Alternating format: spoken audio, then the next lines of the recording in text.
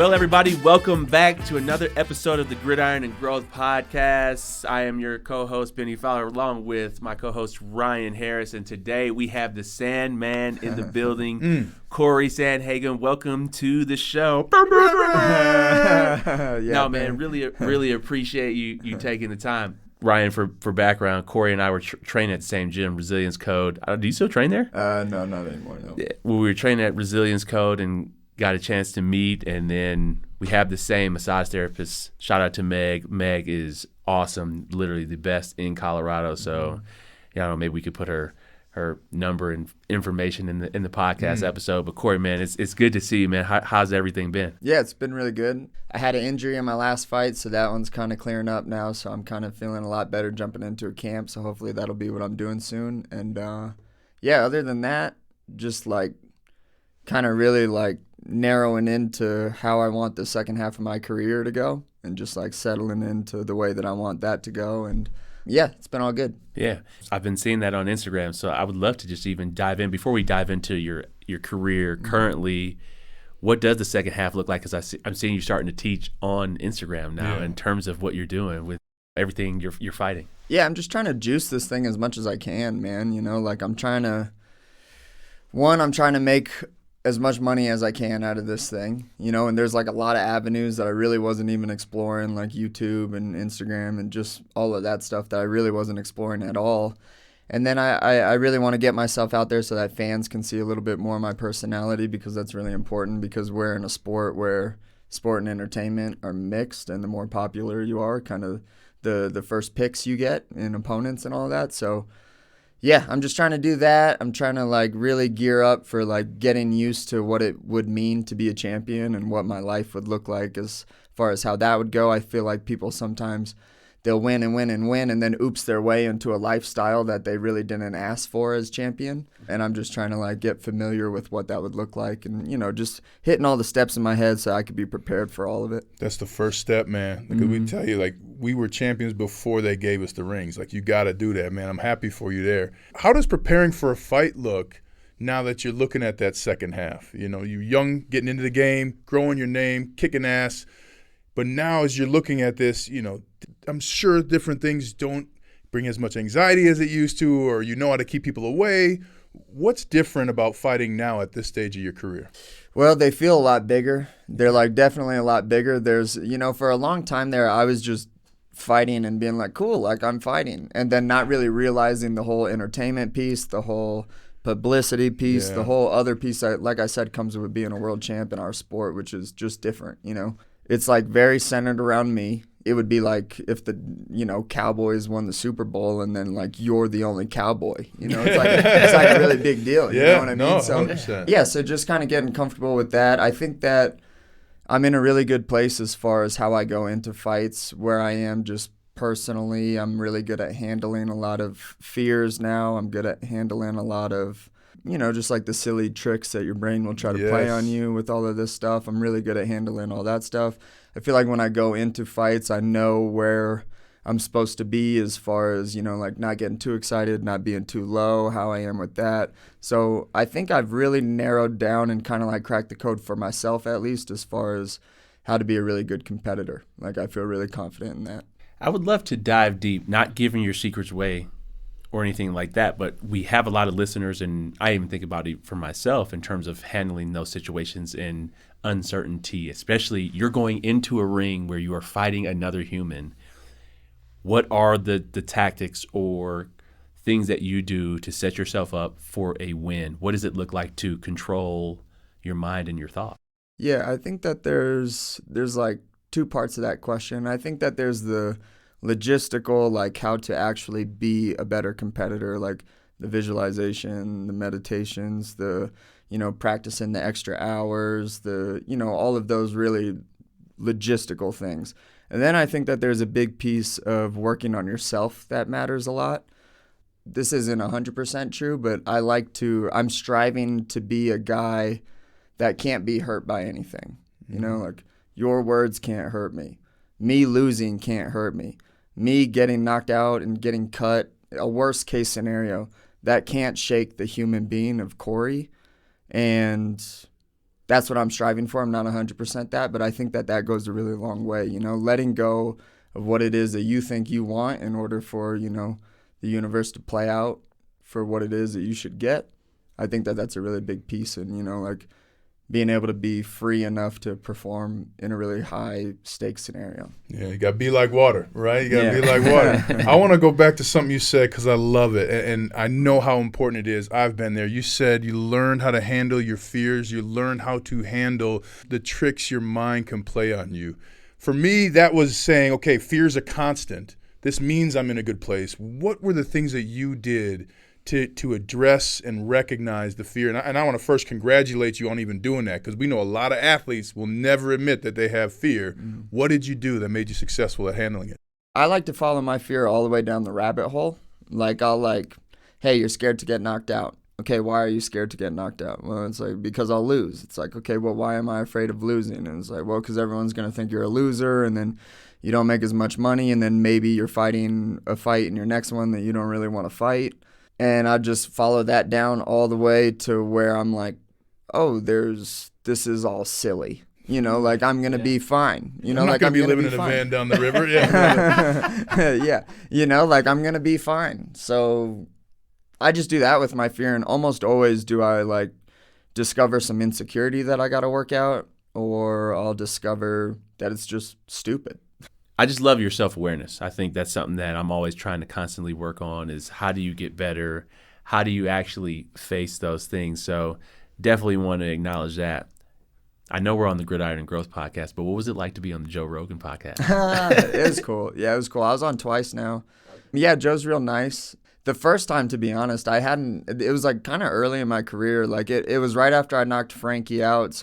And it was kind of in that stage where I like didn't understand the entertainment piece. I didn't understand that this was a spectacle for people and that like to a certain extent, like inside of a niche, you're a little bit of like a celebrity inside of a niche. I didn't understand that at all at the time. So I think I kind of butchered it the first time, just like being like, I remember having a moment where I was like, this is important. Like I was like, hey, this is like important for you, stupid. Like, wake up, And then I kind of got a little bit more comfortable with all of that. And then I did it recently after I fought Marlon, probably around this time last year. And I think I did a lot better, or was actually understood what it is that we were doing. But yeah, it's pretty cool. Like the security is pretty tight in that building, which was like interesting, Like they're like, hey, no pictures, no this, no that. You could take 1 or 2 pictures, like not a ton, no videotaping. Yeah, I mean, that dude's like a for real, like mover of the world, you know what I mean? Like that guy matters. So it was like, I was like, oh, I think that what I'm doing is important. This guy is really, really important to the world. Well, what you're doing is important, not only to you, but to your thousands of fans and fans like us. And like football, I'm sure you get people that come up to you, oh, I always want to be in MMA, or, oh, I fought for a little bit, and you think about, hey, okay, well, what work did they do, all this? What work does it take to be great? What work have you gone through that when you get done, you're like, man, no one's doing this? What were those things? I remember when I signed up at the gym when I was 17 years old. I was still playing basketball in high school at the time, and I would go to school, I would go to basketball practice, and then I would go to MMA practice. And then that summer, I would go to the 10 o'clock practice, I would go eat a breakfast burrito, I would go to the noon practice, and then I would go home, and then I would come again at night. And I did that when I was like 7. I had a really like natural work ethic, just like my dad grew up on like in a small town in Iowa, so like has that kind of like Midwest dude. My mom is from Queens, New York. Like both of my grandparents were from Ireland, so just like a first generation work ethic. So like I kind of just developed that from them. So I kind of always had that a little bit just naturally, just being raised that way, which was, obviously paid off. But like you just got to work hard, I guess, but outside of working hard, I think that you really have to love what it is that you're doing. Mm-hmm. Like I know that I don't think that people get the same fulfillment out of getting better that I get. Mm-hmm. And I think that really matters. Like I don't go to the gym. I'm like a not fun guy at the gym. You know what I mean? Yeah, like I'm not like jokey. I'm not funny, like I get a lot of enjoyment out of just being like, okay, cool, I did that better today. Mm-hmm. And then just going home and being like, hell yeah, like I did that better today. Like, that's what really gets me going. And I think that just comes from a love of the sport and want to make it look like what I want it to look like. Yeah. I think joking in the gym is something that I did for things that I didn't love, like the weight room or doing pull-ups. I hated like that's that. what I hear. Yeah. I hate like that. Not about you, but I hear that, like, yeah, if you need to make it fun, you got to, like, do stuff like that to make it fun. But I'm usually having a good time. But, yeah, I didn't mean to cut you off. No, you're good. What you said, though, about your craft, that's the way I feel about playing receiver. Mm-hmm. It's like, oh, no, I want to perfect this third step on my slant, or I want to be able to come out of a 12-yard curl route in 2 steps. I love that part of it, and I think you have to find those details. I want to talk about what's it like to cut weight for a fight. I mean, everybody sees you guys, have to cut weight for these camps, and you guys fight at different things. What is that? What's that process like? And you said that, you could possibly have a fight coming up here soon. What's the process look like for training camp? Because I know training camp is one of the most miserable things that NFL players go through. It's 45 days, it's 4 games, and it's practice, and it's long days. Mm-hmm. Mine's 12 weeks long, and then it's really hard. Yeah, it's like what you're describing. It's really hard. It's 2 to 3 practices a day. It's like the hardest part, and I'm sure that you guys know too, the hardest part about it, or at least I don't know how your guys' practices are, but we spar twice a week, and in camp and out of camp sparring is much different. Like, I'm going to go train after this, and I'm, like, not worried at all about getting dinged up or, like, hit real good or, like, later in the day being messed up. But in camp, like, that's always on my mind. That's who you're bringing in. You want somebody to come at you like that.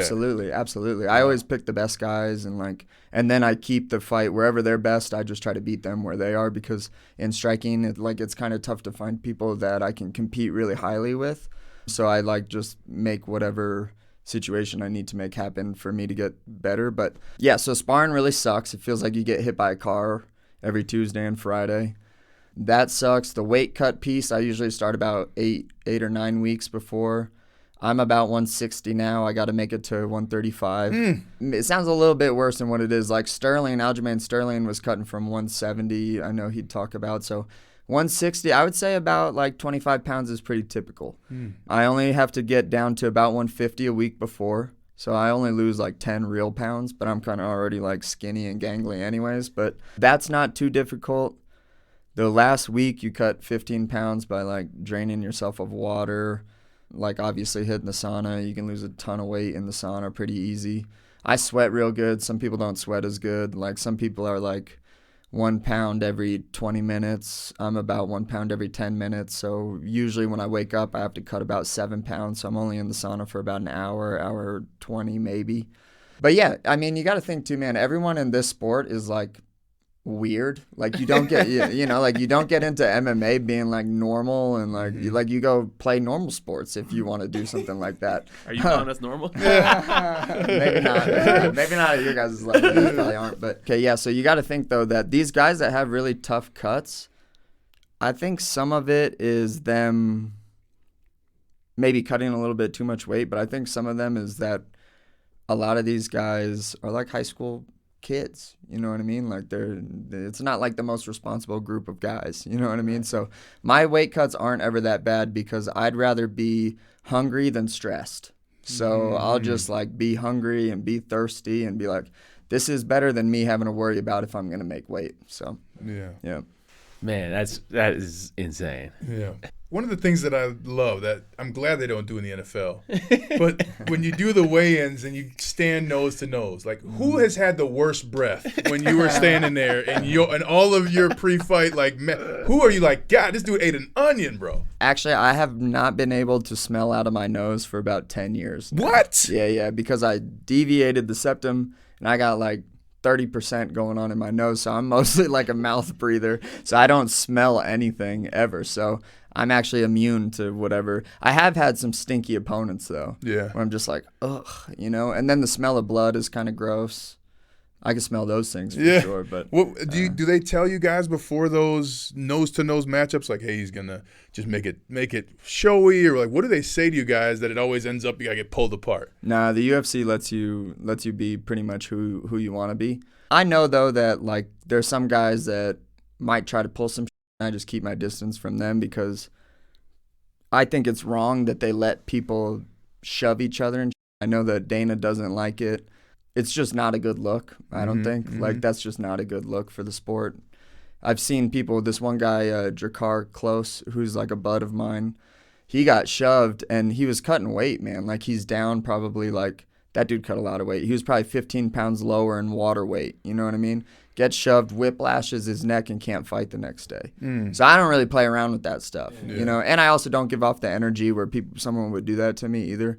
Like, those are kind of like the feisty guy meets feisty guy, and they're like, cool, I can be feisty with this guy. You know what I mean? I don't give off that energy. Have you ever had any moments since you've been a professional fighter where you have been out dinner and somebody's tried you and you'd be like, man, please just walk away? No, again, like, look at me, dude.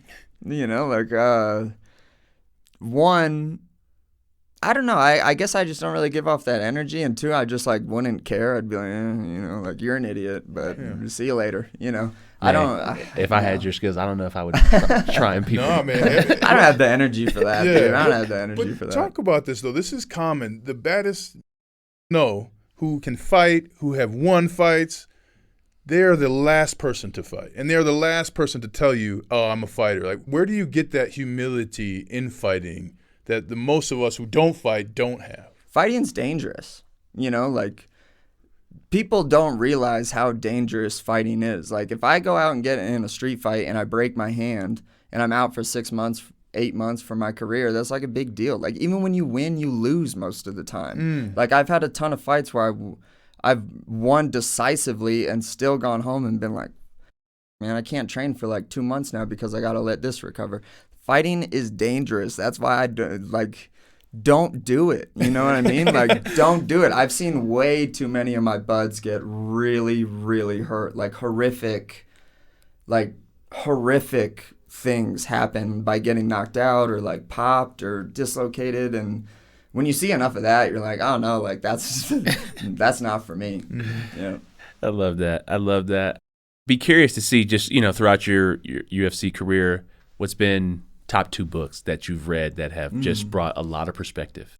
Yeah, the 33 Strategies of War is a really good one. Okay. What about that? Yeah. Yeah, it's for a certain time and place in your life, I think, but it's super Machiavellian. It's written by this guy, Robert Greene. He wrote 48 Laws of Power. I don't know if you guys are familiar. Yeah, Robert Greene's I think he writes some of the best realist books out there, but Robert Greene wrote it, and it's more about, it's 33 strategies of how people have won wars, but not just like physical wars, how they've won wars in business and art and actual war throughout time. And then he just kind of gives a synopsis of the strategy, and then he goes to an example, and then he sums it up. So it's written really easy.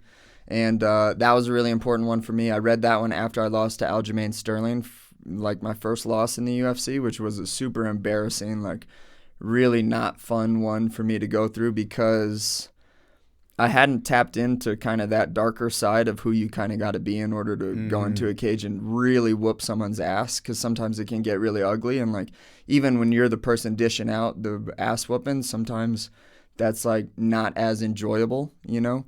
So I had to really tap into that side of me, and that book really helped me out with that, because the reason I think I lost that Sterling fight is just because I was in like la fantasy land of like, fighting's fun. You know what I mean? It's like, not until you get choked out in like 2 minutes, and then you'll realize like how not cool that is, you know? So that was one of them. Awesome book.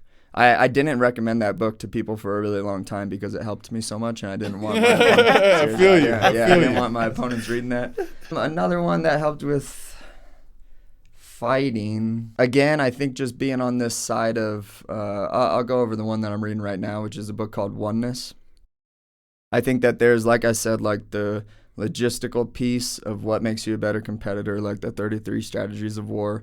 And then there's also this piece where I think that being a fuller person and, like having a stronger spirit and stuff can be cultivated as well. And the book that I'll do that with right now is this book called Oneness.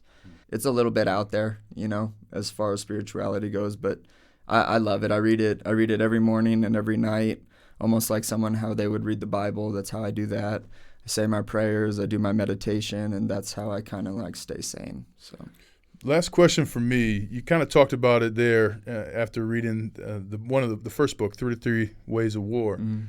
You failed. You've lost. We've lost games. We've lost to injury. All these things. Wait a second. You survived failure? Mm-hmm. Like, one of the shocks to me is that we as athletes experience failure all the time, but people are so afraid to fail. What can you tell our audience that can encourage them in failure to keep going? Well, first, I'll say that I think it's normal because our society doesn't let people off the hook when they make mistakes. 100%. They just don't, and that's messed up. That's not right. And I think that makes people, when they make a mistake, feel shame, which is silly. Like, you shouldn't feel shame about making mistakes. Like, if you fail failure comes from making enough mistakes in a row. If you make a mistake, man, like, you just made a mistake. So I think one thing that I tried to do is cultivate a really good relationship with making mistakes. Like, I don't care. You know what I mean? Like, I care as far as, like, okay, I got to do this better. But as far as other things, I'm like, I don't care. Like, I started a YouTube channel a couple months ago. Like, I'm going to suck at this for a while, and people are probably going to make fun of me, and I'm not going to do that great of a job, but I don't care. Because how else am I going to get better at something if I don't screw up a bunch of times? So I think one would be just cultivating a good relationship with making mistakes and just understanding that society is going to, like, people are going to shit on you for not, but who cares? Like, that's just society being weird society. I'm reading Hidden Potential right now by Adam Grant, and it's talking about that type of mindset. It's Nice. like the only way you get better at something is by just going out there and doing it. And it talks about 3 people who speak 6 or 7 different languages, and they can have these conversations in like Korean and then English and then Spanish, like all in the same conversation, but these were average or below average students in high school. I think people see successful people as some type of savants. They're not. Like, I'm an idiot, Like, I just recently started getting a little smart because I started reading books. Yeah. Like, that's the only reason that. But successful people, time and time, sometimes successful people are really dumb. You know what I mean? Yeah. They're very oblivious. That's the stuff that hurts you. Like, dang, really? Like, they're real. Yeah, exactly. And I think anything, man, on like a 10-year timeline, you could do a lot of shit in 10 years, but you can't expect things to, you can't expect to be good at anything for 1 or 2 years. Like, in jiu-jitsu, after 1 year, you get your blue belt. After like 3 years, you get your purple belt. And then after like 10 years is how long it takes to get a black belt. If you want to be a black belt at something, it's going to take a long time. Sports could teach you so much, Ben. But Cory, man, really appreciate you coming on the pod. Honor. This Thank was you. great, man, and would love to have you back on after you win your next fight and just talk through that. But, man, really appreciate you taking the time today. Yep, of course. Yep, I'll be here after the next one. Yeah.